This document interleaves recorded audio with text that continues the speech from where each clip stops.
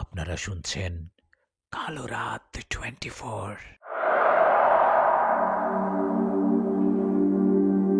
আপনি কে? আমি পড়ি। আমি কেন আপনাকে স্বপ্নে দেখি? আপনি কেন আমার স্বপ্নে দেখা দেন? আপনি বাস্তবে আমার সামনে আসেন না কেন? আমার কথার জবাবে স্বপ্নের মধ্যে সেই পরী বললেন, আমি সামনে আসলে আপনি ভয় পেতে পারেন। সেই ভয়ে আসি না। তবে আপনি চাইলে আপনার সামনে আসব। কিন্তু আমাকে কথা দিতে হবে। আমাকে দেখে ভয় পাবেন না। পরীর কথায় আমি উত্তর দিতে যাব। তখনই মায়ের ডাকে ঘুম ভেঙে গেল। মা ডাকছে আর বলছে, নিষাদ, এ নিষাদ, আরে আর কত ঘুমাবি? আরে আমরা সবাই রেডি হয়েছি, তাড়াতাড়ি উঠে রেডি হয়ে নে, তোর খালার বাড়ি যাব। মায়ের ডাকে বিছানায় বসে বললাম, আর একটু পরে ডাকতে পারলে না? ওকে, ওকে কথার উত্তরটা দেই তারপর ডাকো। ওকে মানে? ওকে। এই তুই কার কথা বলছিস? তোর রুমে আবার কেউ নেই তো? মায়ের কথায় আমি বললাম, না মানে কিছু না, মজা করছিলাম, তুমি যাও, আমি এখনই রেডি হয়ে যাচ্ছি। আমার কথায় মা চলে গেলেন। মা চলে যাওয়ায় আমি হাত মুখ ধুয়ে হালকা নাস্তা করে রেডি হলাম। আমি নিষাদ, একজন পুলিশ অফিসার। আমি ছুটিতে বাড়িতে আসছি। আগের মতো আর কোথাও যাওয়া হয় না। ছুটিতে বাড়িতে আসায় মা জোর করে বলল খালার বাড়িতে বেড়াতে যেতে হবে। মায়ের কথায় আমিও রাজি হলাম। অনেকদিন খালার বাড়িতে যাওয়া হয় না। যাই হোক, আমি রেডি হওয়ায় মা বাবা ও ছোট বোন সবাই চলে গেলাম খালাদের বাড়িতে। যেখানে যাওয়ার পর খালার সাথে কথা বলে খালাতো বোন মিমের রুমে গিয়ে বসলাম। আমি মিমের রুমে গিয়ে বসার কিছুক্ষণ পর মিম ঘরে আসলো। ও ঘরে আসায় ওকে বললাম, কী রে মিম, কেমন আছিস? তোর পড়াশোনা কেমন চলছে? খুব তো সেজে গুজে আছিস। বাড়িতে এরকম সেজে গুজে থাকিস নাকি?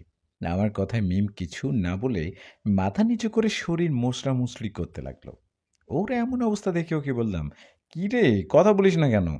আর এরকম মোচড়া মুচড়ি করছিস কেন? আমার কথায় মিম বললেন, লজ্জায় এমন করছি।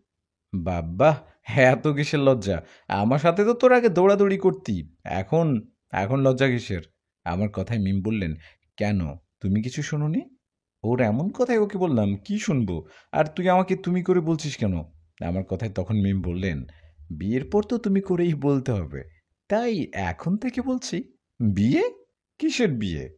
পাগল হলি নাকি? কার বিয়ের কথা বলছিস? আমার জবাবে মিম বললেন, তোমার সাথে আমার বিয়ে। মা-বাবা তো তোমার মা-বাবার সাথে আমাদের বিয়ের কথা বলছে। কথাটা বলে মিম লজ্জা পেয়ে দৌড়ে গেল অন্য ঘরে। এদিকে আমি হা হয়ে বসে রইলাম। মিম কি বলল? আমার বিয়ে মানে?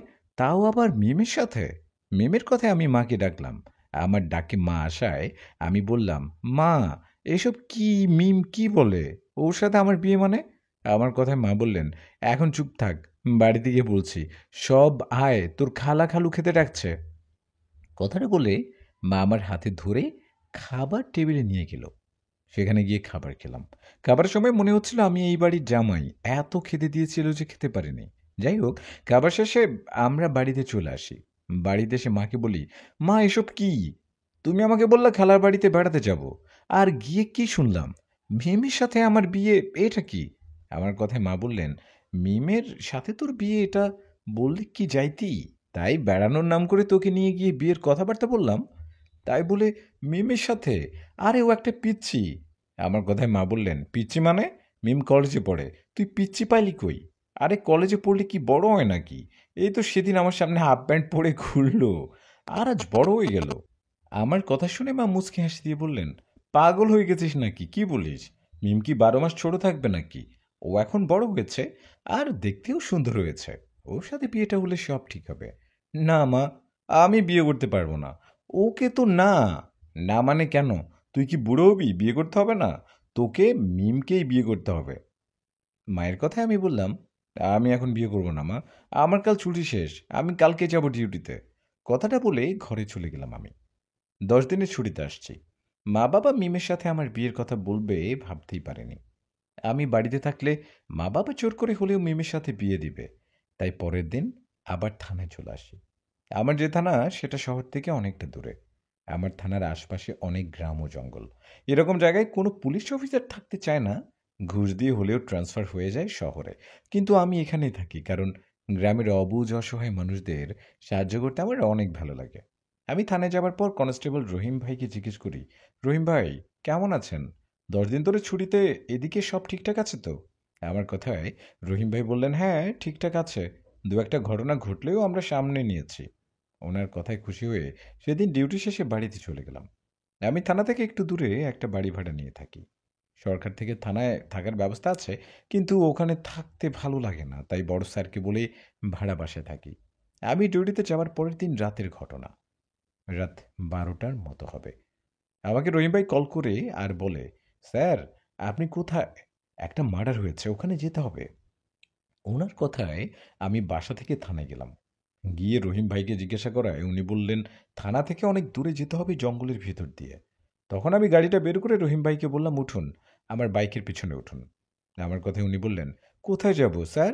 আপনার পায়ে পড়ি, আমাকে ডাকবেন না।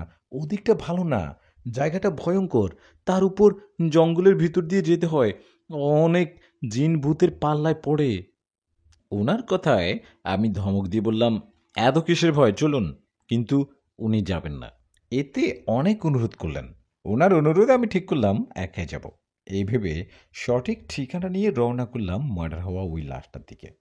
নিশিরাত, ঝিঝি পোকা ডাকছে, মাঝে মধ্যে শীতল বাতাস এসে লাগছে গায়ে। আমি আপন মনে বাইক চালিয়ে যাচ্ছি। এভাবে যেতে যেতে আমি যখন জঙ্গলের মধ্যেখানে আসছি, তখনই হঠাৎ আমার বাইক বন্ধ হয়ে যায়। বাইক হঠাৎ বন্ধ হওয়ায় ভাবি তেল শেষ, কিন্তু না, তখনই তেল ছিল। তাহলে বাইকটার কি হলো? আমি অনেকবার স্টার্ট দেওয়ার চেষ্টা করেও পারিনি। কি একটা বিপদে পড়লাম। মাঝ জঙ্গলে নেই কোনো বাড়িঘর, নেই কোনো মানুষ। এমন অবস্থায় ভয়ও করছে। কি করব বুঝতে পারছিলাম না। হঠাৎ খেয়াল করলাম জঙ্গলের এক জায়গায় একটা গাছের নিচে জোনাকি পোকার মতো মিটমিট করে আলো জ্বলছে। আর সেখানে দাঁড়িয়ে আছে সাদা পোশাক পরা সুন্দরী একটা মেয়ে। আমি মেয়েটাকে দেখে ভাবি, আরে রাতের বেলা এই জঙ্গলে মেয়ে আসলো কোথা থেকে? এই ভেবে আমি একটু এগিয়ে গিয়ে ভালো করে মেয়েটার দিকে তাকিয়ে চমকে উঠলাম। আরে, এটা তো সেই মেয়ে যাকে আমি স্বপ্নে দেখি। তাহলে ও একটা পরী? আমি পরীটাকে দেখে কথা বলে উঠলাম। আমি বললাম, এই তুমি? আমার কথায় পরী হাঁটতে হাঁটতে জঙ্গলের ভিতরের দিকে যেতে লাগলো। ও চলে যাচ্ছে দেখে ওকে বললাম, এই শোনো, যেও না, আমার সাথে কথা বলো। কোথায় যাচ্ছ ওদিকে? কিন্তু আমার কথায় পরী দাঁড়ায় না। ও আরও জঙ্গলের গভীরে যেতে থাকে। আমি ওর সাথে গভীরে যেতে থাকি। এভাবে যেতে যেতে আমি পরীকে আর দেখতে পাই না। তখন আমার চোখ পড়ে একটা আলোতে। আমি আলোতে একটু গিয়েই দেখি, একটু আলো না, সেখানে অনেক আলো। জায়গাটা দেখে মনে হচ্ছে একটা বিয়ে বাড়ি। চারিদিকটা কত সুন্দর করে সাজানো। এই জঙ্গলের ভিতর এরকম বাড়ি আসলো কিভাবে? আমি মুগ্ধ হয়ে বাড়িটার দিকে তাকিয়ে আছি। এমন সময় পেছন থেকে শিবপরি বলে উঠল, কি পুলিশ অফিসার, জঙ্গলের ভিতর বিয়ে বাড়ি থেকে অবাক হচ্ছেন বুঝি? পরীর কথায় আমি পিছনে তাকাতে যাব, তখনই পরী বললেন, এই না, আমার দিকে তাকাবেন না। তাকিয়ে যদি ভয় পান তাহলে? পরীর এমন কথায় আমি মাথা নিচু করে পিছনে ঘুরলাম। ঘুরে পরীকে বললাম, না, আমি ভয় পাবো না। আমার ইচ্ছে আমি বাস্তবে আপনাকে দেখব। এখন তাকাই। আমার কথায় পরী হ্যাঁ উত্তর দেয়। আমি ওনার দিকে তাকালাম। অনেক সুন্দরী উনি। আমি তো আমি তো চোখ ফেরাইতেই পারিনি। আমি এক দৃষ্টিতে তাকিয়ে আছি দেখে পরী বললেন, কি হলো, ভয় পাচ্ছেন না? পরীর কথায় আমি দৃষ্টি সরিয়ে বললাম, না, এত সুন্দর মানুষকে দেখে এত সুন্দর মানুষকে দেখে কি কেউ ভয় পায়? তখন পরী বললেন, তাহলে ভয়ঙ্কর রূপে আসা উচিত ছিল। তাহলে ভয় পেতেন নিশ্চয়ই। ওনার কথায় আমি বললাম, হ্যাঁ, তখন হয়তো ভয় পেতাম, কিন্তু এখন দেখে মনে হচ্ছে ভয়ের বদলে প্রেমে পড়ে গেলাম। কি কি বলেন? না, মানে কিছু না। আচ্ছা, একটা কথা বলেন, এই মধ্যে জঙ্গলে বিয়েবাড়ি আসলো কিভাবে? জঙ্গলে তো হিংস্র প্রাণী আছে, সবাইকে তো খেয়ে ফেলবে। আমার এমন কথায় পরি বললেন, বোকা পুলিশ, এটা মানুষদের বিয়ে না, এটা জিনদের বিয়ে। আমি আপনাকে মায়াজালে ভুলিয়ে এখানে নিয়ে আসছি। এই বিয়ে বাড়িটা সাধারণ মানুষ দেখতে পারবে না, যদি জিনেরা না দেখায়। আমি আপনাকে দেখিয়েছি বলে দেখতে পাচ্ছেন। কি, এটা জিনের বিয়ে? বাবারে কি বলে! এই চলুন, চলুন, আমাকে আমার বাইকের কাছে রেখে আসুন। এখানে ভয় করছে। যদি কোনো জিন চলে আসে? আমার কথার জবাবে পরি বললেন, ভয় পাবেন না, কেউ আসবে না। আমি আছি না, আমি এই বিয়েতে আসছি। ভাবলাম আপনাকে একটু দেখাই। চলুন, আমার সাথে গিয়ে খাবার খাবো। কি? ওরে বাবা! না, না, আমি পারবো না। জিনদের সাথে বসে খাবার খাবো? ভয়ে তো শেষ হয়ে যাব। আমাকে আমার বাইকের কাছে নিয়ে যান। তখন পরি বললেন, ভীতু পুলিশ একটা। এত ভয় নিয়ে পুলিশের চাকরি করেন কিভাবে? চলুন, আমার সাথে চলুন, আপনার বাইকের কাছে নিয়ে যাই। কথাটা বলে পরি হাঁটতে লাগলেন। তখন আমি ওনার পেছন পেছন হাঁটতে হাঁটতে বললাম, আচ্ছা, আপনার নাম কি? আমার নাম আমার নাম ফাইজু। আমি ফাইজু পড়ি। ওহো, নামটা সুন্দর। আচ্ছা ফাইজু, বললেন না তো আমার স্বপ্নে কেন আসেন? এর তো নিশ্চয়ই কোনো কারণ আছে।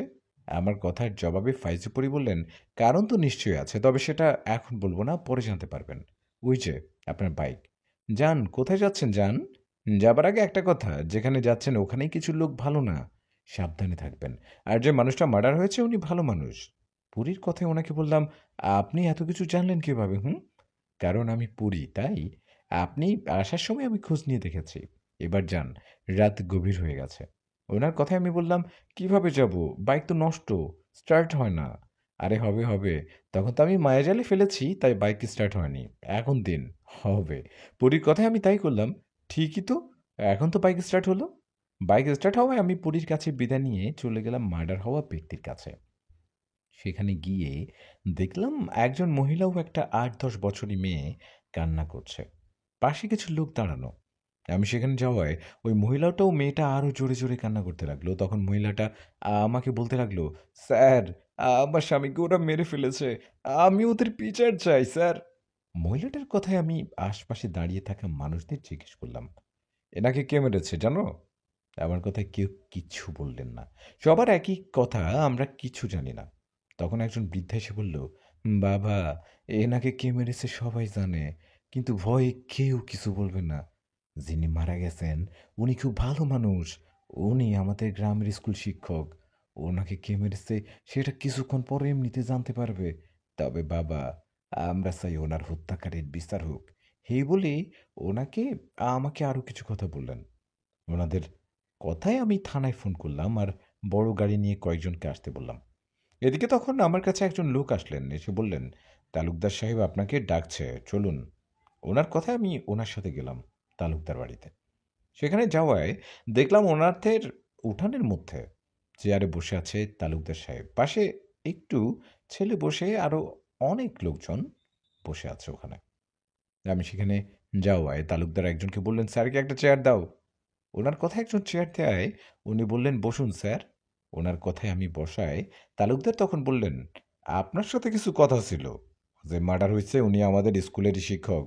ওই স্কুলে পড়ে আমার ছেলে। আমি এই গ্রামের সব থেকে প্রভাবশালী ব্যক্তি। বুঝতেই পারছেন আমার ছেলে কিভাবে চলাফেরা করবে। যে শিক্ষক মারা গেছে ও অনেকদিন স্কুলে আমার ছেলেকে আঘাত করছিল, কিন্তু সেদিন কিছু বলিনি। এর কিছুদিন পরও আবার আমার ছেলেকে আঘাত করছে। আমার ছেলেকে বারবার আঘাত করায় আমার ছেলেটা রেগে রাতের অন্ধকারে সে শিক্ষককে ছুরি দিয়ে আঘাত করে মেরে ফেলে।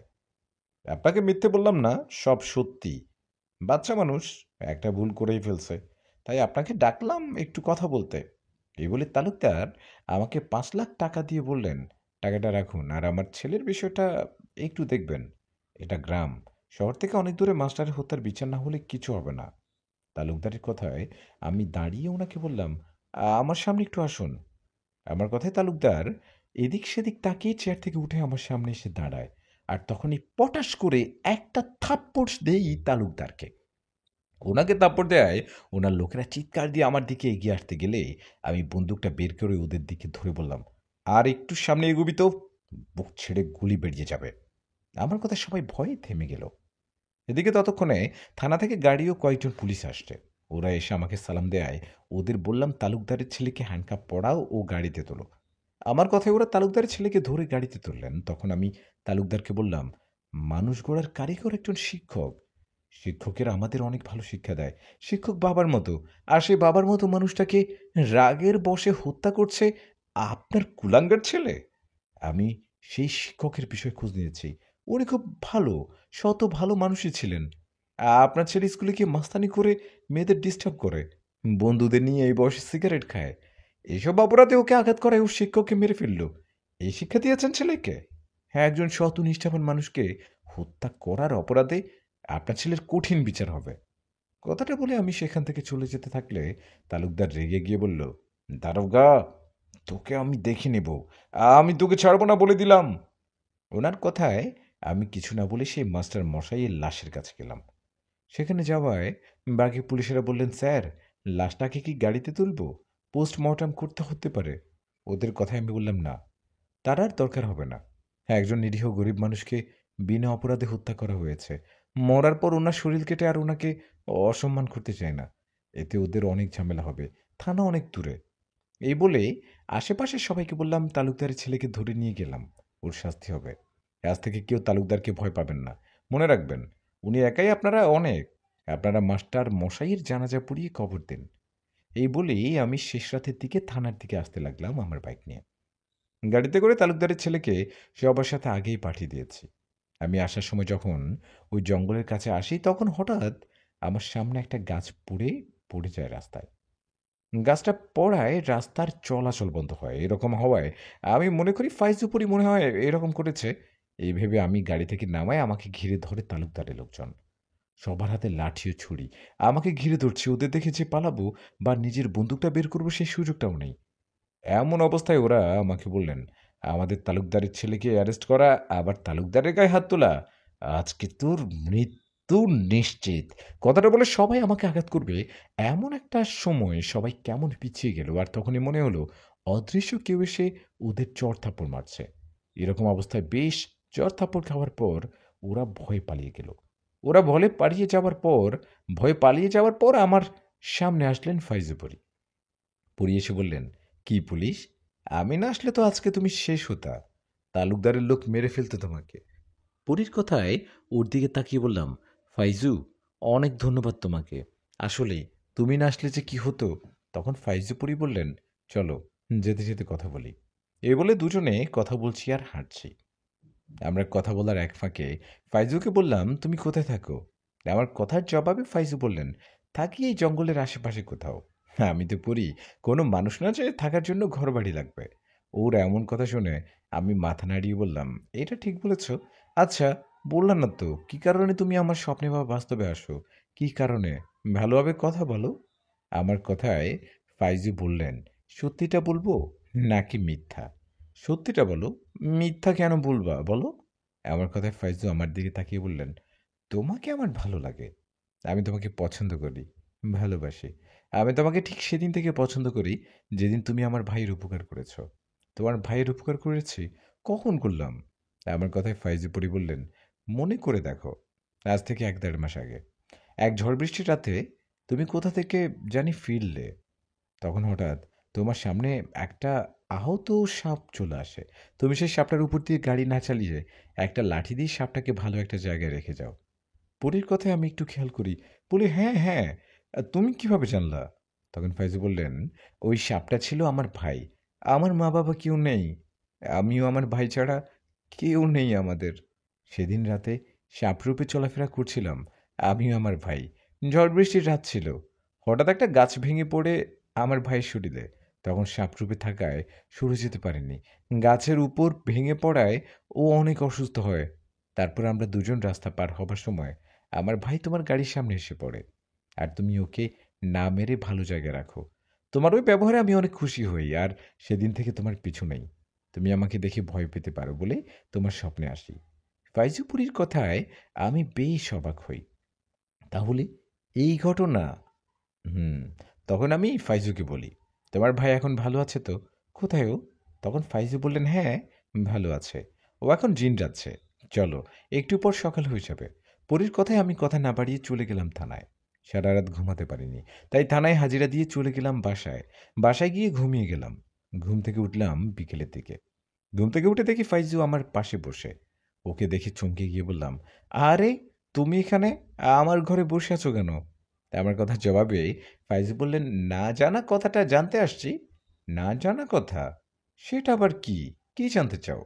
তখন ফাইজু বললেন, তখন আমি তো আমার মনের কথা তোমাকে খুলে বলেছি। তোমাকে আমার পছন্দ। তোমাকে ভালো লাগে। ভালোবাসি। আমার কথার উত্তর তো তখন দাওনি। আমার কথার উত্তর কি হ্যাঁ হবে নাকি না ধরে নিব? ফাইজুর কথায় আমি ওর দিকে তাকিয়ে বললাম, যার চোখের দিকে তাকালে চোখ ফেরাতে পারি না, যে আমার সামনে আসলে শুধু তাকে দেখতে ইচ্ছে করে, যার সাথে কথা বললে আমার অনেক ভালো লাগে, তাকে ভালো না বেশি কি পারি? আমিও তোমার মায়ায় ও ভালোবাসায় পড়ে গেছি ফাইজু। আমার কথায় ফাইজু অনেক খুশি হলেন। এদিকে তখনই দরজার ঠকঠক আওয়াজ করে বাড়িওয়ালা চাচা ডাকতে লাগলেন। ওনার ডাক শুনে চলে গেলেন ফাইজুপুরি। ও চলে যাও, আমি দরজা খুলে দিলাম। তখন বাড়িওয়ালা চাচা বললেন, বাবা নিশাদ, এই মাসের ভাড়াটা তো দাওনি। তুমি ছুটিতে বাড়িতে গিয়েছিলে, তাই দেয়া হয়নি। তুমি এখন ভাড়াটা দিবা নাকি পরে আসবো? না না চাচা, এখন দিচ্ছি, আপনি বসুন না। কথাটা বলে ওনাকে বাসা ভাড়ার টাকা দেয়ায় উনি চলে গেলেন। উনি চলে যাবার পর আমি দরজা লাগিয়ে দিলাম, ভাবলাম ফাইজুপুরি আসবে, কিন্তু ফাইজুপুরি আর আসলো না। ফাইজু না আসায় বিকেলের দিকে আবার থানায় গেলাম। থানায় গিয়ে রাতের দিকে চলে আসলাম বাসায়। বাসায় আসার পর রাতের খাবার শেষে শুয়ে শুয়ে ফাইজুপুরির অপেক্ষা করতে লাগলাম। ফাইজুর অপেক্ষা করতে করতে কখন যে ঘুমিয়ে যাই জানি না। আমি ঘুমানোর এক সময় হঠাৎ আমার ঘুম ভেঙে যায় একটা শোঁ আওয়াজে। আওয়াজটা পেয়ে আমার ঘুম ভেঙে যাওয়ায় আমি একটা ভয়ঙ্কর দৃশ্য দেখি। আমি দেখি আমার বুকের উপর একটা বিশাল সাপ। সাপটার চোখগুলো রক্তের মতো লাল। সাপটা আমার বুকের উপর বসে আমার দিকে ফনা তুলে আছে। এমন অবস্থায় না দিতে পারছি চিৎকার, না পারছি নড়তে। আমি নড়াচড়া বা কথা বললে আমাকে ছোবল দিবে। আমি ভয়ে চুপ হয়ে শুয়ে আল্লাহ আল্লাহ করছি। এমন সময় সেই সাপটা আস্তে আস্তে আমার শরীর থেকে নেমে একটু দূরে গিয়ে হঠাৎ করে তার রূপ পরিবর্তন করলেন। সাপটার রূপ পরিবর্তন করায় আমি যেন পাথর হয়ে গেছি ওর ভয়ঙ্কর চেহারা দেখে। আমি দেখি সাপটা একটা ভয়ঙ্কর কঙ্কালের রূপ নিলেন। হাত পা মুখে শরীরের কোথাও মাংস নেই, একদম কঙ্কাল। কিন্তু অবাক করার বিষয় হলো ও আমার দিকে তাকিয়ে হাসছে। এরকম একটা ভয়ঙ্কর দৃশ্য দেখে আমি ভয় প্রচণ্ড একটা চিৎকার দিই। আমি একটা প্রচণ্ড ভয় চিৎকার দেই। চিৎকার দিয়ে এক দৌড়ে দরজার কাছে দরজা খুলে গিয়ে দাঁড়াই। এদিকে তখনই সে ভয়ঙ্কর অবয়বটা বাতাসে মিশে যায়। আমার চিৎকারে তখন বাড়িওয়ালা দৌড়ে চলে আসে। উনি এসে আমাকে জিজ্ঞেস করে কি হয়েছে। ওনার কথার জবাবে কি বলবো বুঝতে পারছি না। একজন পুলিশ হয়ে যদি বলি জিন ভূতে ভয় পাইছি, তাহলে বিষয়টা কেমন দেখায়, তাই ওনাকে বলি, না মানে চাচা, আমি হঠাৎ করে টিকটিকি এসে গায়ে পড়ছে তো, তাই ভয় পেয়েছি, আপনি চান ঘুমান। কথাটা বলে ভয়ে ভয়ে রুমে আসলাম। রুমে এসে লাইটটা জ্বালিয়ে বসে রইলাম বিছানায়। ঘুমাতে পারছি না ভয়ে। তখনও ভয়ে শরীরের লোম দাঁড়িয়েছিল। আমি তখন ফাইজুপুরিকে স্মরণ করছিলাম। ভয়ে ঘুমানোর সাহস হয়নি। আমি ফাইজুপুরির জন্য অপেক্ষা করতে করতে ও গভীর রাতের দিকে আসে। ও আসায় আমি ভয়ে ভয়ে ওকে সব খুলে বলি। সব শুনে ফাইজু আমাকে সাহস দিয়ে বলে, তুমি ভয় পেও না, আমি খোঁজ নিয়ে দেখছি কে করেছে এমনটা আর কেন। কথাটা বলে চলে যায় ফাইজুপুরি। ও চলে যাবার পর আমি অপেক্ষা করতে থাকি। এভাবে বেশ কিছুক্ষণ অপেক্ষার পর ফাইজু আবার ফিরে আসে। ফাইজু আসায় ওকে বলি, ফাইজু, তুমি কি কিছু জানতে পেরেছো? কি করেছে এমনটা? আমার কথায় ফাইজু বলেন, ওটা একটু দুষ্টু জেন, তোমাকে ভয় দেখিয়েছিল। তুমি এটা নিয়ে ভয় পেও না, আর এমনটা হবে না। ফাইজুর কথায় একটু সাহস পেয়ে বললাম, তাই যেন হয়। তুমি আমার পাশে থাকো, সকাল হলে তখন যেও। ঠিক আছে, তাই করব। তুমি ঘুমাও, আমি তোমার পাশেই আছি। ফাইজুপুরির কথায় আমি ঘুমালাম। ঘুম থেকে উঠলাম সকালে। সকালে উঠে দেখি তখনও ফাইজু আমার পাশে বসে আছে। ওকে দেখে বললাম, ফাইজু, তুমি এখনো আমার পাশে বসে আছো? ভোরবেলায় চলে যেতে তোমার কষ্ট হয়নি বুঝি? আমার কথায় ফাইজু আমার কপালে হাত বুলিয়ে দিয়ে বললেন, ভালোবাসার মানুষের জন্য এরকম হাজার কষ্ট সহ্য করতে হয়। তুমি আমার ভালোবাসা, তোমার কষ্ট হোক আমি কি চাইবো? তুমি ভয় পেয়ে পেতে পারো। হুম, ভয় পেয়ে পেতে পারো বলে আমি তোমাকে পাহারা দিচ্ছিলাম। ফাইজুর এমন কথাই ওর প্রতি ভালোবাসা আরও বেড়ে গেল। তখন ফাইজুর হাতটা ধরে বললাম, জানো, এই অল্প সময় তোমার অনেক মায়ায় ও ভালোবাসায় পড়ে গেছি আমি। তুমি কখন আমাকে ছেড়ে যেও না। আমার কথায় ফাইজু বললেন, কখনো ছেড়ে যাব না। এখন পুলিশ মশাই, আপনি হাত মুখ ধুয়ে খাবার খেয়ে থানায় যান। ফাইজুর কথায় আমি তাই করলাম। হাত মুখ ধুয়ে দুজন মিলে খাবার খেলাম। খাবার শেষে ওকে বললাম, ফাইজু, আমি আসছি, ডিউটি থেকে রাতে ফিরব, তুমি এসো কিন্তু। আমার কথায় ফাইজু মাথা নাড়িয়ে চলে গেলেন। এদিকে আমিও চলে গেলাম থানায়। থানায় যাবার পর একজন কনস্টেবল বললেন, স্যার, এক জায়গায় যেতে হবে, জমি জমা নিয়ে দুই পক্ষের অনেক মারামারি হয়েছে, কয়েকজন আহত হয়েছে, সেখান থেকে লোক আসছিল থানায়। ওর কথায় আমি বললাম, তাহলে তো যেতে হবে, কিন্তু এখন না, বিকালে, এখন থানার বাকি কাজগুলো করতে হবে। এ বলে থানার কিছু কাজ ছিল, ওগুলো করছিলাম। এভাবে দুপুর গড়িয়ে বিকেল হওয়ায় আমি কনস্টেবলকে বললাম, তোমরা গাড়ি নিয়ে যাও, আমার আমি বাইকে আসছি। আমার কথায় দু তিনজন গাড়ি নিয়ে রওনা করলেন। আমি ওদের সাথে সাথে যেতে লাগলাম। এভাবে প্রায় 30-40 মিনিট পর আমরা পৌঁছে গেলাম সেই গ্রামে। সেখানে যাবার পর দেখলাম অনেক মানুষজন। আমাকে দেখে অনেকে আমার কাছে এসে বলল, স্যার, আপনি আসছেন? আপনি আসছেন, দয়া করে সঠিক বিচার করুন। ওরা আমাদের অন্যায়ভাবে অনেক মারে। ওদের কথাই জিজ্ঞেস করলাম, বলেন তো ঘটনা কি? তখন সবাই আমাকে বললেন, স্যার, আমরা এই গ্রামের অসহায় গরিব মানুষ। আমাদের এই গ্রামের ওই দিকেই 2-3 জন নেতা আছে। ওরা প্রভাবশালী মানুষ। ওদের জ্বালায় আমরা গ্রামে থাকতে পারি না। এক তো নেতাগিরি করে, অন্যায়ভাবে সবার উপর অত্যাচার করে, তার উপর মাদক বিক্রি করে গ্রামের যুবক ছেলেদের মৃত্যুর দিকে নিয়ে যাচ্ছে। এইসব বিষয়ে আমরা ওদের সাবধান করায় আমাদের অন্যায়ভাবে অনেক আঘাত করে। আমরা অনেক আহত হই। আহত হয়ে আমাদের মধ্যে একজন গিয়ে থানায় রিপোর্ট করে। ওদের কথা শুনে আমি চলে যাই সেই নেতার কাছে। ওদের কাছে যাওয়ায় ওরা আমাকে নেতাগিরি দেখায়। ওদের নেতাগিরি দেখে ওদের বললাম, আপনারা কি জানেন না যে কোনো সরকারি চাকরির সময় শপথ বাক্য পাঠ করানো হয়? আমরা সবাই কিন্তু তখন শপথ করি চাকরির জীবনে কখনো অন্যায় করব না, বিপদে মানুষের পাশে থাকবো। আমি জানি শপথ করার পরেও অনেকে এটা রাখে না, কিন্তু আমি রাজি। আমি আমার চাকরি জীবনে অন্যায়ের সামনে মাথা নত করব না। আমাদের নেতাগিরি অন্য কাউকে গিয়ে দেখান আপনাদের। আমি চাই না এই গ্রামে দ্বিতীয় দ্বিতীয় আসতে, চাই না কোনো ঝামেলা হোক। তাই প্রথমবারের মতো সাবধান করে গেলাম, এরপর আর সাবধান করব না। কপাল বরাবর গুলি করে পরপারে পাঠিয়ে দিব। এ বলে আবারও ফিরে আসলাম অসহায় মানুষদের কাছে। সেখানে এসে ওদের বললাম, আমি ওদের সাথে কথা বলছি। আশা করি আজকের পর থেকে ওরা নেতাগিরি করবে না, মাদক বিক্রি করবে না। আমার কথায় সবাই অনেক খুশি হলেন। তখন একজন আমাকে বললেন, স্যার, জানি না আপনাদের কথাটা বলা ঠিক হবে কি না, তবুও বিপদে পড়ে বলতে হচ্ছে। এই যে আমাদের আমাদের গ্রামটা, এটা শহর থেকে দূরে। শুধু শহর না, এখানকার মেম্বার চেয়ারম্যানের বাড়িও দূরে ওই গ্রামে। আমাদের গ্রামে ঢোকার সময় ছোট একটা ব্রিজ পড়ে। সেই ব্রিজটা এখন নেই। ওখানে মাটি দিয়ে ভরাট করা। ওই ব্রিজটা না থাকার কারণে আমার গ্রাম বৃষ্টির সময় ঢুকে যায়, পানি উঠে যায়। এই বিষয়ে অনেকবার চেয়ারম্যান ও মেম্বারকে জানালে ওরা শুধু বলে বাজেট আসুক, বাজেট আসলে তারপর। শুধু এভাবে বলে কাজ আর করে না, কাজ আর হয় না। স্যার, আপনার কাছে দাবি করছি না, অনুরোধ করছি, যদি ওই ব্রিজটা একটু করে দিতেন।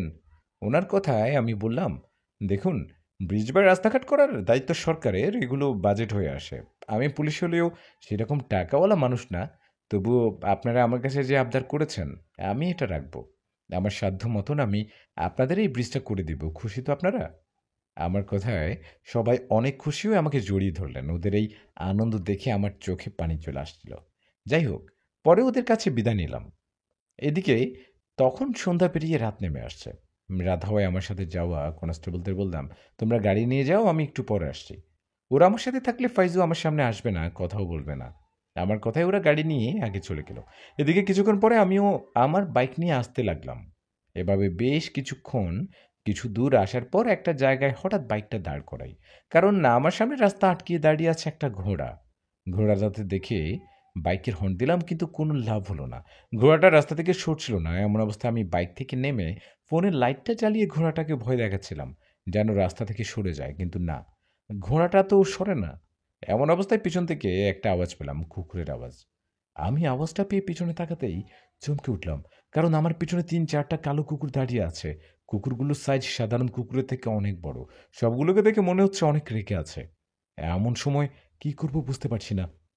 ফোনের লাইটটা কুকুরগুলোর দিকে ধরায় কুকুরগুলো আওয়াজ করতে লাগলেন আর একটু পিছিয়ে গেলেন। ওরা একটু পিছিয়ে যাওয়ায় আমি এক দৌড়ে বাইকের উপরে উঠলাম।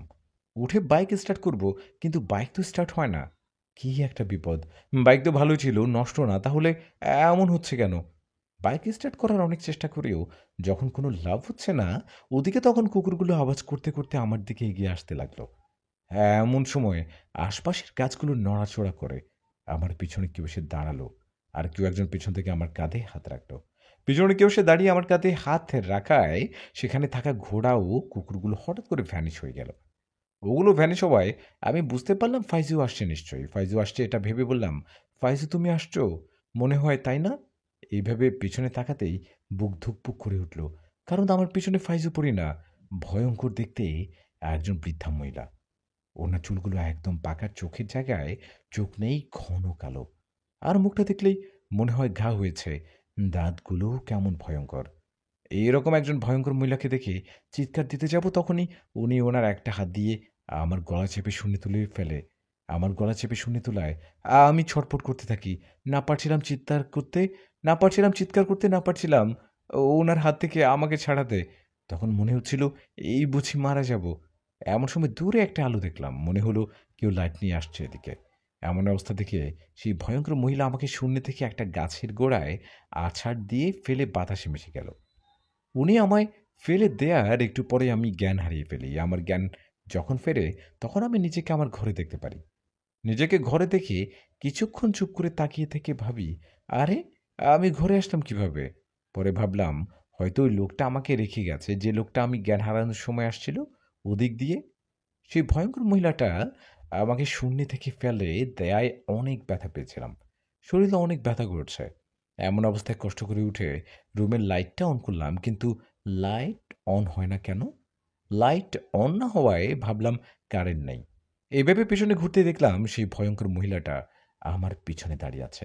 আমাকে দেখে ওর রক্তমাখা মুখে একটা হাসি দিলেন আর বললেন, তুই মরবি, তোকে আমি মারবো। ওর এরকম ভয়ঙ্কর হাসি দেখে আমি আবারও জ্ঞান হারিয়ে পড়ে যাই। আমার যখন জ্ঞান ফেরে তখন দেখি যে আমি হাসপাতালে। আমার পাশে কনস্টেবল রহিম ভাই ও আরও দুজন দাঁড়িয়ে আছে। আমার জ্ঞান ফেরায় রহিম ভাই বলেন, স্যার আপনার কি হয়েছিল? কালকে ওই গ্রামে গেলেন, তারপর আমাদের বললেন তোমরা যাও, আমি আসছি। আপনার কথায় আমরা চলে আসি থানায়, কিন্তু আপনি তো আসেন না। আপনি না আসায় আমরা একটু চিন্তিত হয়ে আপনার বাসার খোঁজ করতে যাই। সেখানে গিয়ে দেখি আপনি জ্ঞান হারিয়ে পড়ে আছেন। আপনার কি হয়েছে স্যার? ওদের কথায় আমি কিছু না বলে চুপ করে থাকি। ওদের শুধু এটুকু বলি, পরে শুনবে। আমার শরীর খারাপ। ডাক্তার কি বলছে, বাসায় যেতে পারবো তো? হ্যাঁ স্যার, যেতে পারবেন। ডাক্তার বলছে জ্ঞান ফিরলে বাসায় যেতে পারবেন। ওদের কথায় আমি বাসায় আসতে চাইলে ওরা আমাকে বাসায় নিয়ে আসে। বাসায় নিয়ে আসে আমি ওদের বলি, তোমরা স্যারকে বলো আমি একটু অসুস্থ, কালকের দিনটা থানায় আসতে পারবো না। আর কোনো দরকার হলে তোমাদের কল করবো, এসো। আমার কথায় ওরা চলে গেল। এদিকে আমি শুয়ে শুয়ে ভাবতে লাগলাম, আচ্ছা কাল আমার সাথে এত কিছু ঘটলো, ফাইজুপুরি কই ছিল? ও আসলো না কেন? তাহলে কি আমাকে ভয় দেখানোর পিছনে ফাইজুপুরির কোনো হাত আছে? এটা ভেবে ফাইজুকে স্মরণ করলাম। আমার স্মরণে ফাইজু আসলে ওকে বললাম, কই ছিলা তুমি? জানো কাল রাতে আমার সাথে কি ঘটেছে? আমি তো কাল মারাই যাচ্ছিলাম। আল্লাহর রহমতে বেঁচে গেছি। কই ছিলে তুমি? কই ছিলা বলো? আমার কথায় ফাইজু অবাক করা একটা কথা বললেন। ফাইজু বললেন, নিষাদ, আমাকে আটকে রাখা হয়েছিল। তোমাকে যে ভয় দেখাতে আসছিল, ও অনেক ভয়ঙ্কর শক্তিশালী একটা পেতনি। ওই পেতনি আমাকে আটকে রেখে তোমাকে ভয় দেখাতে আসছে। নিষাদ, একটা অবাক করা বিষয় হলো, তোমার কোনো আত্মীয় তোমার উপর জাদুটোনা করে ওই পেতনিটাকে তোমার উপর পাঠিয়েছে। এখন তোমার সামনে অনেক বিপদ। কি? ফাইজু বলে কি? বলো কি ফাইজু? আমাকে জাদুটোনা মানে কালো জাদু করছে মানে? কে করেছে এসব? আমার কথার জবাবে ফাইজু মাথা নিচু করে রাখলেন। তখন আমি আবারও বললাম, বলো কে করেছে এমনটা? তখন ফাইজু বললেন, কে করছে বোঝো না? কাকে বিয়ে করতে চেয়ে করনি? তোমার খালাতো বোনও খালা, ওরাই রাগের মাথায় এসে করছে। ফাইজুর কথায় মাথায় যেন আকাশ ভেঙে পড়ল। খালাও খালাতো বোন এটা করতে পারলো? আমাকে ওরা কালো জাদু করছে বিশ্বাসই হচ্ছে না। এমন সময় ফাইজু বললেন, জানি বিশ্বাস করতে কষ্ট হবে, কিন্তু এটাই সত্যি। ওর কথায় ওকে বললাম, এখন কি করব ফাইজু? আমি কি মা বাবাকে জানাবো বিষয়টা, নাকি কোনো কবিরাজের কাছে যাব? আমার কথা শুনে ফাইজু বললেন, না এখন জানার দরকার নেই। আমি বিষয়টা দেখি কি করা যায়, তারপর বাড়িতে জানাবা। আগে তুমি সুস্থ হও। ফাইজুর কথায় তাই করলাম। বিষয়টা বাড়িতে না জানিয়ে সুস্থ হওয়ার অপেক্ষা করছিলাম। আমার শরীর খারাপ, রাত হলে ভয়ঙ্কর সমস্যা হয়। তাই কনস্টেবল রহিম ভাইকে বলি উনি যেন রাত্রেবেলা আমার সাথে ঘুমায় দু একদিন। আমার কথায় রহিম ভাই তাই করে। রাত্রেবেলা আমার সাথে ঘুমায়। এভাবে দু একদিন চলে যাবার পর আমি আল্লাহর রহমতে সুস্থ হই। আমি সুস্থ হওয়ার পর আবার ডিউটিতে জয়েন করি। এদিকে রাতের বেলা রহিম ভাই আমার সাথে থাকার সময় বাস্তবে কিছু না ঘটলেও স্বপ্নের মধ্যেই ঠিকই ভয় পেতাম।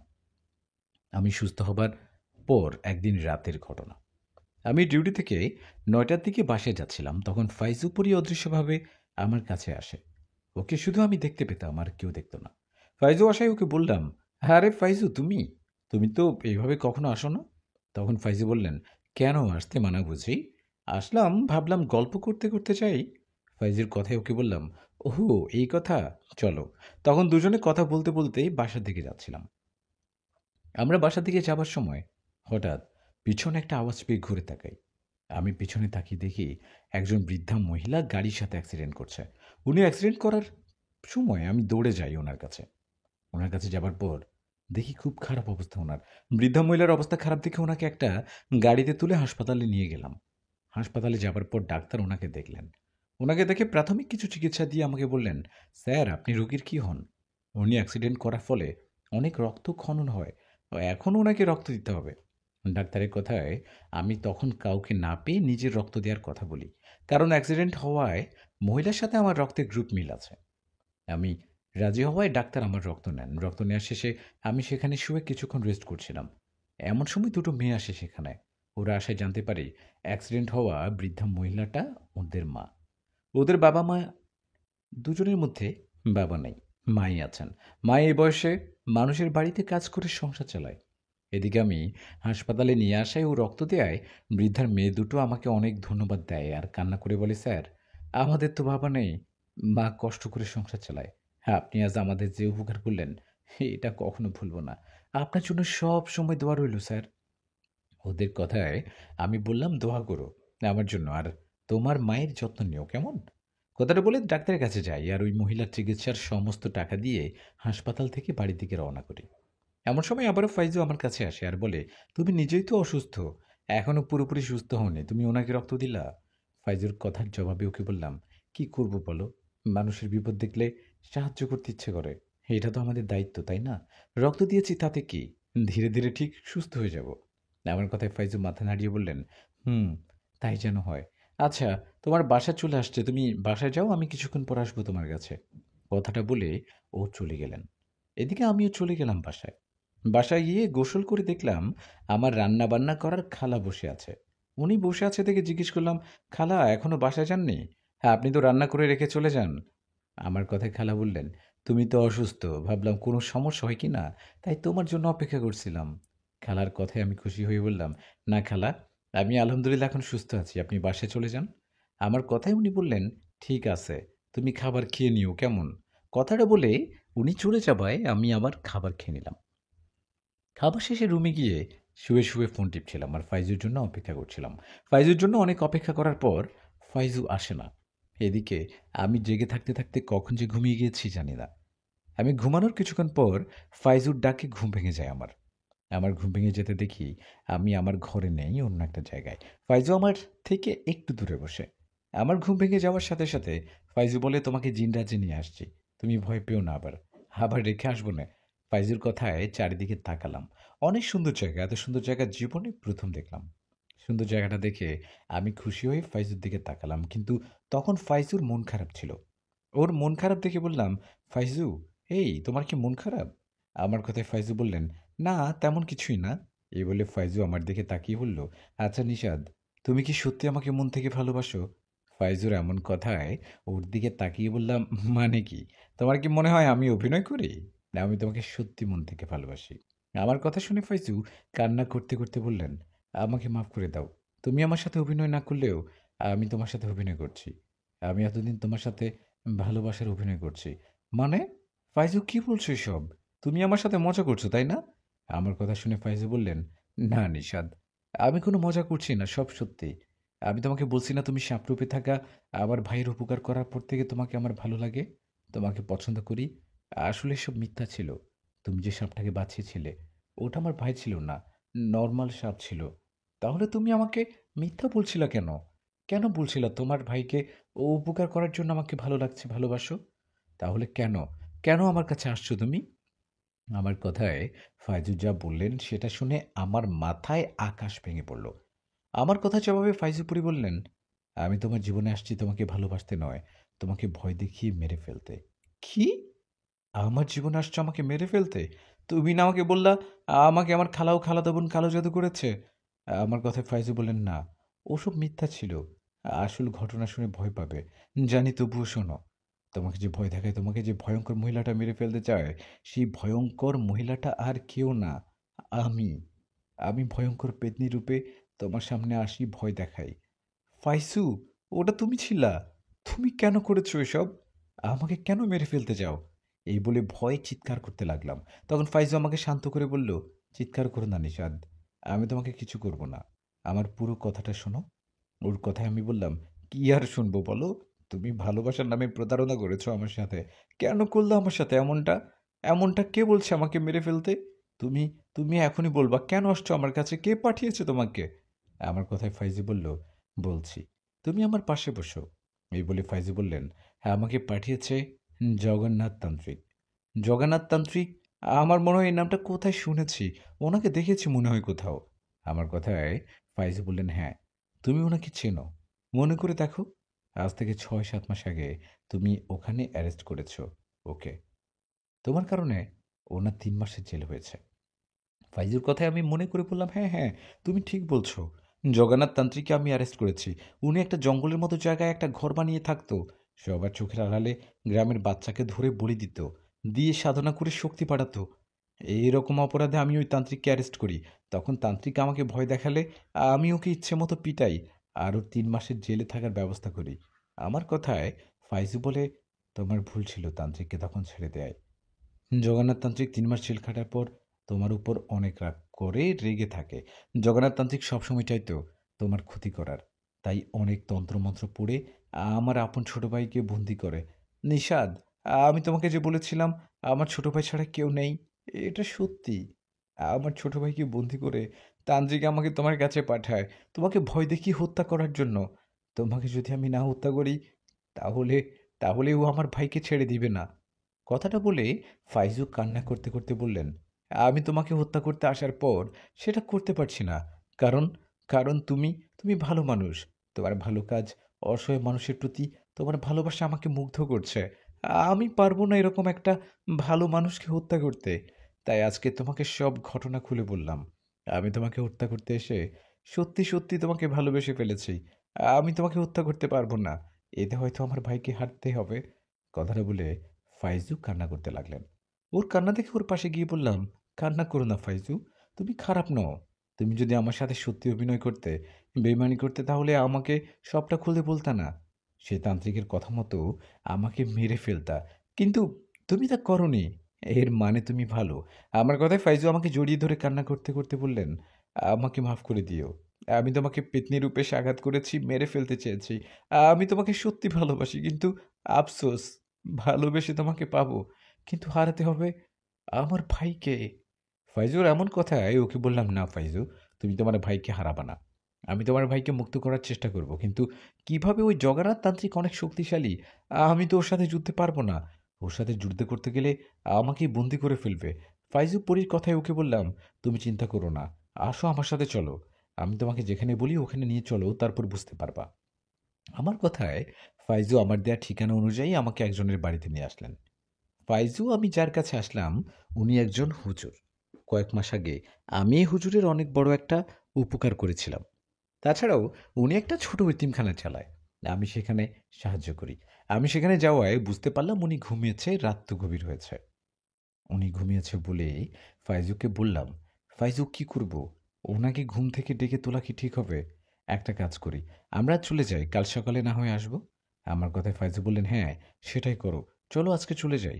এই বলে আমরা চলে যাব, এমন সময় হুজুর দরজা খুলে বললেন, কে কে আপনারা? হুজুরের কথায় আমি ওনার দিকে এগিয়ে যাওয়ায় উনি আমার দিকে তাকিয়ে বললেন, আরে বাবা, তুমি তুমি এত রাতে কেন? এই বলে হুজুর ফাইজুপুরির দিকে তাকিয়ে বলল, ও কি তোমার সাথে আসছে? ওকে দেখে তো মানুষ মনে হচ্ছে না। হুজুরের কথায় ওনাকে বললাম, একটু কথা বলা যাবে? আমার কথায় হুজুর বললেন, হ্যাঁ, আসো, দুজনে ভিতরে আসো। হুজুরের কথায় আমিও ফাইজু ভিতরে গিয়ে বসলাম। আমার সামনে হুজুর বসলেন। তখন হুজুর বললেন, আমি তাহাজ্জুদের নামাজ পড়লাম। নামাজ শেষে বাহিরে আওয়াজ পেয়ে দরজা খুলে দেখলাম তুমি। তা বাবা, এত রাতে আমার কাছে কোনো সমস্যা হয়েছে কি?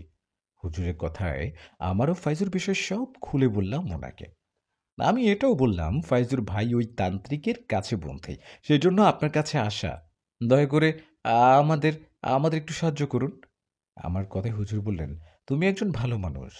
তুমি আমার বড় একটা উপকার করেছো। এখন তোমার বিপদের সময় তোমাকে সাহায্য না করলে যে আমি পাপী হয়ে যাব। আমি তোমাদের সাহায্য করব। আল্লাহ চাইলে ফাইজুপুরি ভাইকে মুক্ত করব। হুজুরের কথা শেষ হতে আমি আমার পিছনে তাকিয়ে ভয়ে চমকে উঠলাম। কারণ আমার পিছনে দাঁড়িয়ে আছে একজন জিন। আমি ওনাকে দেখে ভয় পাওয়ায় হুজুর বললেন, ভয় পেও না বাবা, ও আমার ছাত্র জিন, আমার কাছে শিক্ষা নেয়, আমার কাছে থাকে। ওর মা বাবা আমার কাছে ওকে রেখে গেছে, ওর শিক্ষা শেষ হলে চলে যাবে। ওর বাবার সাথেও আমার ভালো বন্ধুত্ব। হুজুরের কথায় আমি একটু সাহস পেয়ে জিনটার দিকে তাকিয়ে সালাম দিলাম।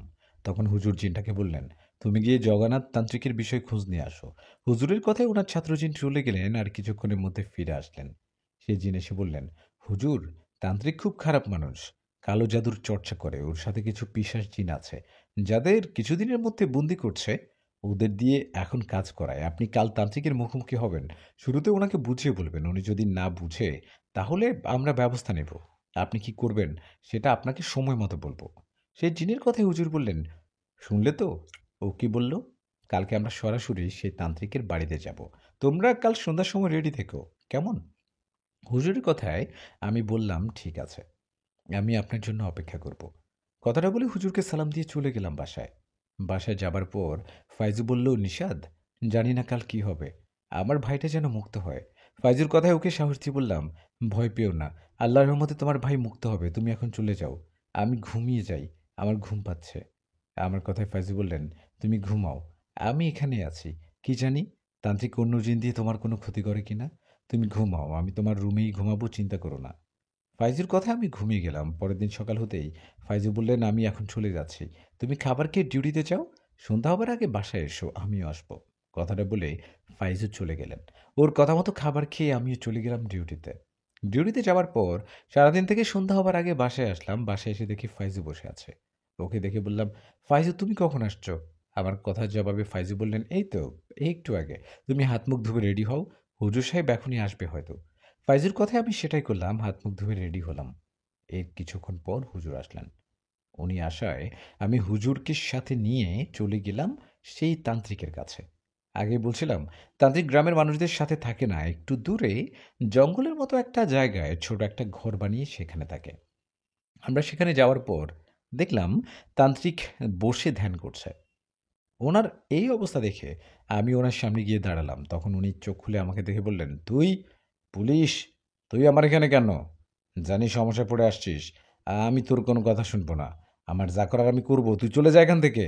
তান্ত্রিকের কথায় ওকে বললাম, জগন্নাথ, তোকে অ্যারেস্ট করার পর ছেড়ে দিয়ে ভুল করছিলাম, আমি তোর কাছে হাত জোর করতে আসিনি, ওই দেখ, হুজুর তোর সাথে কথা বলবে। কথাটা বলে আমি পিছিয়ে গেলাম। তখন তান্ত্রিক দাঁড়িয়ে হুজুরের দিকে তাকালেন। এদিকে হুজুর তখন তান্ত্রিকের কাছে এসে সালাম দিয়ে বললেন, কেমন আছেন আপনি? আমি আপনার কাছে কেন আসছি এটা একটু হলেও বুঝতে পারছেন আপনি? আমিও একজন মানুষ, আপনিও একজন মানুষ, কিন্তু দুজনের মধ্যে কত তফাৎ দেখুন। আপনি এই যে কালো জাদু চর্চা করেন, জিনদের বশ করে তাদের দিয়ে কাজ করান, আপনার কি এতে একটু খারাপ লাগে না? আপনার কি মৃত্যুর ভয় নেই?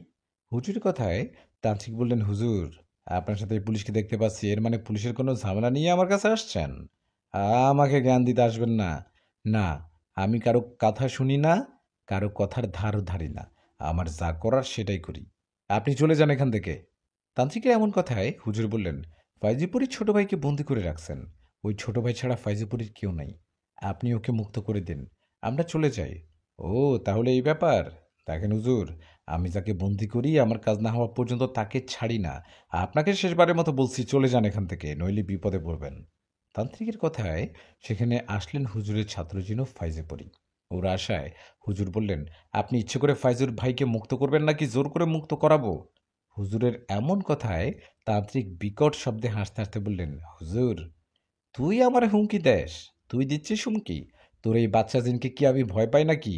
কথাটা বলে তান্ত্রিক হাত দিয়ে ইশারা করলেন আর তখনই আমাদের ঘিরে ধরলেন ৩-৪টা পিশাচ জিন। ওরা আমাদের ঘিরে ধরায় তান্ত্রিক হাসতে হাসতে বললেন, এখন কোথায় যাবি? এখন তোদের সহ তোর বাচ্চা জিন ফাইজু পরে সবাইকে মেরে ফেলবে। তান্ত্রিকের কথায় হুজুর বললেন, আমার ছাত্র জিন না হয় তোর কাছে বাচ্চা, কিন্তু ওর বাবা, বাবা তোর কাছে কি?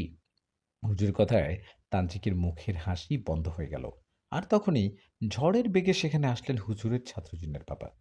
উনি আসার সাথে সাথে তান্ত্রিকের সাথে থাকা ৩-৪ জন পিশাচ জিন ওরা ভয় পালাতে গেলেন। এক মুহূর্তে উনি সবাইকে মেরে ফেলে। মুহূর্তের মধ্যে সব জিনকে মরতে দেখে তান্ত্রিক ভয়ে কাঁপতে কাঁপতে বলে, আমাকে ছেড়ে দিন, আমি ফাইজুপরি ভাইকে মুক্ত করে দিচ্ছি, মাফ করে দিন আমাকে। কিন্তু হুজুরের ছাত্র জিনের বাবা তান্ত্রিকের কথা না শুনে তান্ত্রিককে ধরেই ওর মাথাটা মাটির নিচে ঢুকিয়ে দিলেন। তান্ত্রিকের পেট থেকে মাথা পর্যন্ত এটা মাটির নিচে, পাগুলো উপরে। এমন অবস্থায় কী হবে বুঝতেই পারছেন।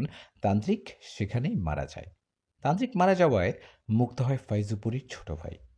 ও মুক্ত হওয়ায় ফাইজু অনেক খুশি হন। তখন হুজুরের কাছে আসা ওনার ছাত্রজনের বাবা হুজুরের সাথে কথা বলে চলে যান। উনি চলে যাবার পর হুজুর আমাকে বলেন, কি বাবা, এখন খুশি তো? হুজুরের কথায় আমি হাসি মুখে বললাম, আপনার সাহায্যে ফাইজু ওর ভাইকে ফিরে পেল। আমরা অনেক খুশি। তখন ফাইজুপুরি হুজুরকে বললেন, হুজুর, আপনার সাহায্যে আল্লাহর রহমতে আমার ভাইকে ফিরে পেলাম। আপনার এই উপকার আমি কোনোদিন ভুলব না। কখনো আমার সাহায্যের প্রয়োজন হলে আমাকে ডাকবেন। আমি চেষ্টা করব আপনাকে সাহায্য করার। ফাইজুর কথায় হুজুর বললেন, ঠিক আছে, তোমাদের দুজনের জন্য দোয়া রইল। আমরা তাহলে এখন আসি। কথাটা বলে হুজুরের ছাত্র চিহ্ন হুজুর চলে গেলেন। ওরা চলে যাবার পর আমি ফাইজুপুরি ও ওর ভাই চলে গেলাম আমার বাসায়। আমরা বাসায় যাবার পর ফাইজুকে বললাম, ফাইজু, তুমি খুশি তো? তোমার ভাই এখন মুক্ত। এখন থেকে সাবধানে থাকবে। আমার কথার জবাবে ফাইজু বললেন, ঠিক আছে, তোমার জন্য আজ আমার ভাইকে ফিরে পেলাম। তোমাকে হত্যা করতে এসে তোমাকে ভালোবাসবো ভাবতে পারিনি, কখনোই পারিনি। তোমার উসিলায় আমার ভাইকে ফিরে পাবো এটাও ভাবতে পারিনি। নিষাদ, নিষাদ, নিষাদ, আমি তোমাকে আমি তোমাকে হারাতে চাই না।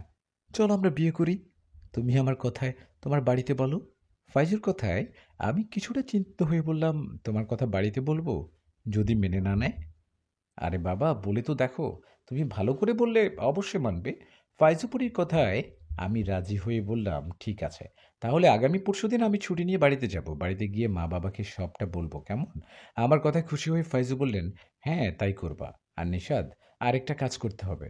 তুমি তো জানো আমিও আমার ভাই ছাড়া আপন বলতে কেউ নেই। আজকে যে হুজুর তান্ত্রিকের হাত থেকে আমার ভাইকে মুক্ত করলো, আমি চাই সেই হুজুর আমার ভাইকে শিক্ষা দেয়। তুমি ওই হুজুরের সাথে একটু কথা বলে দেখবা? হ্যাঁ, হ্যাঁ, এতে বেশ ভালো কথা। তুমি চিন্তা করো না। আমি কালকেই হুজুরের সাথে কথা বলবো। আমার কথায় ফাইজু বললেন, খুশি হলাম তোমার কথায়। আচ্ছা, তুমি এখন খাবার খেয়ে ঘুমাও। আমি আমার ভাই একটু আমাদের জিন রাজ্য থেকে ঘুরে আসি। আমরা কাল আসবো তোমার কাছে, কেমন? কথাটা বলে ফাইজুর ভাই ও ফাইজু চলে গেল। চলে যাওয়ায় আমি খাবার খেয়ে ঘুমিয়ে গেলাম। পরের দিন সকালে যথারীতি ডিউটিতে গেলাম। ডিউটি থেকে ফিরলাম সন্ধ্যার আগে। ডিউটি থেকে বাসায় আসার পর দেখলাম ফাইজু নেই। ভেবেছিলাম ফাইজু আসবে হয়তো, কিন্তু সারাদিন চলে গেল, ফাইজু কেন আসলো না? ফাইজু আসেনি। এদিকে আমার রুমটাও কেমন এলোমেলো লাগছে। রুমের মধ্যে গরম ভাব। মনে হচ্ছে আমার রুমে কেউ আছে। আমি কাউকে অনুভব করায় বললাম, এখানে কেউ আছেন কি? আমার ঘরে কি কেউ আছেন? আমার কথায় তখনই পিছন থেকে আমার কাঁধে কেউ হাত রাখলেন। আমার কাঁধে হাত রাখায় আমি পিছনে তাকিয়ে দেখলাম এক ভয়ঙ্কর চেহারা। আমি দেখলাম কুচকুচে কালো ভয়ঙ্কর দেখতে একটা জিন। আমি সেই জিনটাকে দেখার পর আর কিছু মনে নেই। আবার যখন হুঁশ আসে তখন দেখি আমি বিছানায় শুয়ে। আমার হুঁশ ফেরায় বাড়িওয়ালা চাচা হলেন, বাবা, তুমি ঠিক আছো তো? কি হয়েছিল তোমার? ওনার কথায় আমিও ঠিক বুঝতে পারছি না কি হয়েছে আমার। এমন অবস্থায় রুমে দেখলাম আমার থানার কনস্টেবল পুলিশেরা, ওরা সবাই আহত। ওদের এই অবস্থা দেখে আমি বললাম, আরে আরে, তোমাদের এই অবস্থা কি করলো? আমার কথার জবাবে ওরা বলল, স্যার, আপনি নিজে করছেন। কি? আমি আবার তোমাদের কখন আঘাত করলাম? কখন আঘাত করলাম যে তোমরা আহত হলে? আর তোমরা এখানে আসলে কিভাবে? আমার কথার জবাবে ওরা বলল, স্যার, আপনি সন্ধ্যার আগে ডিউটি থেকে বাসায় এসে সন্ধ্যার পর আমাদের কল করে বলেন আপনার বাসায় আসতে। আপনি নাকি অসুস্থ। হ্যাঁ, আপনার কথায় আপনার বাসায় এসে দেখি আপনি কেমন অস্বাভাবিক আচরণ করছেন। আপনার এমন অবস্থা দেখে আপনাকে ধরতে গেলে আপনি দরজা বন্ধ করে আমাদের অনেক আঘাত করেন। আপনার আঘাতে বাড়িওয়ালা চাচা আসে। আর তখনই আপনি বেহুঁশ হন। আমাদের কথা বিশ্বাস না হলে বাড়িওয়ালা চাচাকে জিজ্ঞাসা করুন। ওদের কথায় আমি চাচার দিকে তাকাতেই উনি বললেন, হ্যাঁ বাবা, ওরা ঠিকই বলছে। সবার কথা শুনে আমার মাথা ঘুরতে থাকে। কি থেকে কি হলো? আমি তো এসব কিছু জানি না। আমার হঠাৎ কি হলো? ওই ভয়ঙ্কর জিনটা কে ছিল? আমাকে এসব চিন্তা করতে দেখে চাচা বললেন, বাবা, কোনো সমস্যা? তোমার কি হয়েছে বললে না তো? ওনার কথায় কি বলবো বুঝতে পারছি না। আমি আমার থানার পুলিশদের কেন মারলাম এটাও জানি না। আমি চাচাকে বললাম, চাচা, জানি না কেন এমনটা হলো। আমি একটু ভয় পেয়েছিলাম। আপনি কোনো চিন্তা করবেন না। আপনি চলে যান। আমার কথায় চাচা চলে যাওয়ায় পুলিশদের বললাম, তোমরা কিছু মনে করো না। আমি ইচ্ছে করে করিনি এসব। আমার কারণে আহত হলে আমাকে মাফ করে দাও। আমার কথায় একজন পুলিশ বললেন, স্যার, আমরা বুঝতে পারছি আপনি ইচ্ছে করে আঘাত করেননি আমাদের। আমাদের মনে হয় বিষয়টা প্যারানর্মাল কিছু। আপনি কোনো হুজুর বা কবিরাজ দেখান। ওদের কথায় আমি বললাম, ঠিক আছে, তাই করব। তোমরা কিছু মনে করো না, হ্যাঁ? এই বলে ওদের চলে যেতে বললাম। আমার কথায় ওরা চলে গেল। ওরা চলে যাওয়ায় বিছানায় বসে বসে ভাবতে লাগলাম, এটা কি হলো? আমি কি স্বপ্ন দেখছি নাকি বাস্তব? ওই জিনটা কে ছিল? আর আমি আমার থানার পুলিশদের আঘাত করলাম কেন? আর ফাইজু পরিও আমার কাছে আসছে না কেন? ফাইজু কোথায়? তাহলে কি ফাইজু আবার আমাকে ধোঁকা দিল? এসব কথা মাথায় ঘুরছে। আমি ভাবছি আর ফাইজুর জন্য অপেক্ষা করছি, চোখে ঘুম নেই। রাত জেগে বসে আছি। সময়টা তখন মধ্যরাত। হঠাৎ আমার দরজা একা একাই খুলে গেল। দরজা একা একা খোলায় আমি তাকিয়ে আছি সেদিকে। হঠাৎ আমার দরজা দিয়ে প্রবেশ করলো সেই ভয়ঙ্কর কালো কুচকুচে দেখতে চিনটা। ও আস্তে আস্তে আমার দিকে এগিয়ে আসায় আমি সাহস নিয়ে ভয়ে ভয়ে বললাম, কে আপনি? আপনি আমার কাছে কেন আসছেন? আমি আপনার কি ক্ষতি করছি বলুন, কে আপনি? আমার কথায় ভয়ঙ্কর চিন্তা বলল, আমি তোর জম, তোকে শেষ করতে আসছি, তোর হাতেই বেশি সময় নেই। এ বলে সেই জিনটা তার একটা হাত আমার বুকের উপর রাখায় আমার বুক কেটে রক্ত পড়তে লাগলো। আর আমি তখনই চিৎকার দিয়ে জ্ঞান হারিয়ে ফেললাম। আমার যখন জ্ঞান ফিরল তখন সকাল হয়ে গেছে। সকাল হওয়ায় আমি বিছানা থেকে উঠে আয়নার সামনে যেতে অবাক হলাম। কাল রাতে সেই জিনটা আমার বুকে হাত রাখায় সেখানে কেটে যায় আর রক্ত পড়তে থাকে, কিন্তু এখন তো ওসব কিছুই নেই। কোনো দাগ বা চিহ্ন নেই। তাহলে কি ওটা স্বপ্ন ছিল? না, না, ওটা স্বপ্ন হতে পারে না। এসব ভাবছি। এমন সময় থানা থেকে ফোন আসলো। থানা থেকে ফোন আসায় আমি অসুস্থ শরীর নিয়ে থানায় গেলাম। ভাবলাম থানায় গিয়ে আজকে স্যারের থেকে ছুটি নিয়ে বাড়িতে যাব। বাড়িতে গিয়ে কয়েকদিন থেকে আমি ঘুরে আসব। আমি থানায় যাবার পর হাতের কিছু কাজ ছিল, ওগুলো করছিলাম। এমন সময় হঠাৎ করে আমার পেছনে সেই কালো কুচকুচে জিনটাকে দেখতে পেলাম। ওকে দেখার পর আমার আর কিছু মনে নেই। আমার আবার যখন হুঁশ ফেরে তখন আমি দেখি আমার সামনে বড় স্যার বসে আছে। আমার হুঁশ ফেরে আমি বললাম, আরে স্যার, আপনি কখন আসছেন? আর সবাই আমার দিকে এভাবে তাকিয়ে আছেন কেন? আমার কথায় স্যার বললেন, দেখো, সবার দিকে তাকাও। তুমি কাল রাতে ওদের আঘাত করেছো, ওরা অসুস্থ শরীর নিয়ে আজকে ডিউটিতে আসছে। তুমি আজকেও ওদের আঘাত করছো? কি? স্যার, না, আমি কিছু করিনি। আমার কথা স্যার রেগে গিয়ে বলল, চুপ করো। আঘাত করে এখন মিথ্যা বলছো? তুমি শুধু ওদের আঘাত করোনি, আমাকেও আঘাত করেছো। আর বলছো আমি নাকি শুধু ঘুষ খাই, আমার ব্যবহার নাকি ভালো না, আমার দুটো বউকেও আমাকে দেখতে পারে না, এসব বলছো? স্যার, কি বলেন? না, না, আমি এসব কিছু করিনি, বিশ্বাস করুন। স্যার, আমি কিছু করিনি। ওই জিনটা করে এসব, ওর কাজ। আমার কথায় স্যার বললেন, তোমার মাথায় সমস্যা হয়েছে, তাই এসব বলছো। দেখো নিষাদ, তোমার এমন অবস্থায় তোমাকে পুলিশ ডিপার্টমেন্টে রাখা ঠিক হবে না। তোমাকে সাসপেন্ড করা হলো। এখন থেকে তোমার চাকরি শেষ, তুমি আসতে পারো। স্যারের এমন সিদ্ধান্তে আমি অবাক হয়ে দাঁড়িয়ে রইলাম। চোখের কোণে পানি চলে আসছিল। আমি ভাবতে পারিনি এভাবে চাকরিটা হারাবো। আমার চাকরি চলে যাওয়ায় যাদের আঘাত করছি সবার কাছে মাপ নিয়ে বাসায় চলে আসি। বাসায় এসে মন খারাপ করে কিছুক্ষণ বসে থাকি। আমার সাথে এসব ঘটছে। আর দুদিন ধরে ফাইজু আমার কাছে আসছে না। কি করব, কি করা উচিত কিছুই মাথায় আসছিল না। এমন সময় চিন্তা করলাম আগে বাড়িতে যাই, তারপর যা হয় হবে। এই ভেবেই সব কিছু নিয়ে চলে গেলাম বাড়িতে। বাড়িতে যাওয়ায় মা বললেন, আরে বাবা, তুই তুই হঠাৎ বাড়িতে? কই, আমাদের তো বললি না তুই আসবি? মায়ের কথায় আমি বললাম, মা, শরীরটা ভালো নেই, তাই হঠাৎ করে ছুটি নিয়েছি। কথাটা বলে ঘরে চলে গেলাম। আমি ঘরে যাবার পর ভাবলাম চাকরিতে থাকা অবস্থায় তো সেই জিনটাকে দেখে আমি বেহুশ হয়ে অনেককে আঘাত করেছি। এখানেও যদি সেরকম হয় তাহলে তো বেশ হয়ে মা বাবাকে আঘাত করব। না, না, এটা হতে পারে না। এসব ভেবে ঠিক করলাম আজকেই যাব সেই হুজুরের বাড়িতে, কত রাত হয় হোক। যে ভাবনা সে কাজ। আমি কথা মতো চলে গেলাম সেই হুজুরের বাড়িতে। আমি হুজুরের বাড়িতে যাবার পথে তালুকদারের লোক আমাকে দেখে ফেলে। আমি হুজুরের বাড়িতে যাওয়ায় ওনাকে সব ঘটনা খুলে বলি। আমি এটাও বলি সেই জিনটাকে আর ফাইজুপুরি কোথায়। আমার সব কথা শুনে হুজুর ওনার ছাত্র জিনের দিকে তাকাতেই উনি খোঁজ নিতে চলে গেলেন।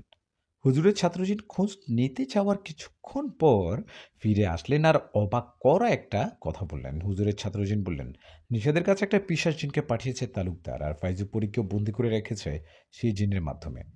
সেই জিনের কথায় আমি অবাক হয়ে বললাম, কি, তালুকদার করছে এসব? আমার কথার জবাবে পিছন থেকে তালুকদার বলল, হ্যাঁ, এসব আমি করছি। ওনার কথা শুনে পিছনে তাকিয়ে দেখি তালুকদারও কিছু লোকজন নিয়ে আসছে। আমি পিছনে তাকানোর ফলে তালুকদার বললেন, পুলিশ, তোর মনে আছে? আমাকে থাপ্পড় দিয়েছিলি, সবার সামনে আমার ছেলেকে অ্যারেস্ট করেছিলি। আমি সেদিন তোকে মেরে ফেলতাম, কিন্তু তোকে অদৃশ্য কেউ এসে বাঁচিয়ে নেয়। আর সেদিন বুঝেছি তোর সাথে জিন পরি কেউ আছে।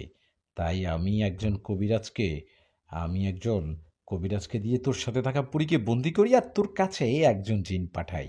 সেই জিন সে জিন গিয়ে তোর শরীরে ভর করে আর সবাইকে আঘাত করে। আমি এরকম করতে বলেছিলাম যেন সবাই তোকে পাগল ভাবে আর তোর চাকরিটা চলে যায়। আমার প্ল্যান যে এত তাড়াতাড়ি কাজ করবে ভাবতেই পারিনি। তোর চাকরি তো নাই, এখন তোর জীবনটাও নাই করে দিব। আজকেই তোকে শেষ করব। কথাটা বলে ওরা আমার দিকে এগিয়ে আসায় হুজুর সামনে আসে আর তালুকদারকে বোঝানোর চেষ্টা করে। কিন্তু তালুকদার হুজুরের কথা না শুনে হুজুরকে ধাক্কা দিয়ে ফেলে দেয়। হুজুর পড়ে যাওয়ায় ওদের সামনে এসে দাঁড়ায় হুজুরের ছাত্রদিন। এদিকে তখনই তালুকদার ইশারা করে আর সেখানে আসে সেই ভয়ঙ্কর কালো কুচকুচে জিনটা। ও এসে হুজুরের ছাত্রজিনকে আঘাত করে।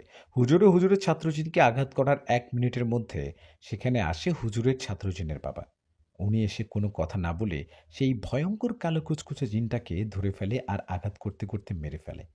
সে জিন মারা যাওয়ায় তালুকদার ও তার লোকেরা ভয় পেয়ে সেখান থেকে পালাতে গেলে সে জিন তালুকদারকে শূন্যে তুলে একটা আছাড় মেরে মেরে ফেলে আর তালুকদারের লোকদের অনেক আঘাত করে অচল করে দেন।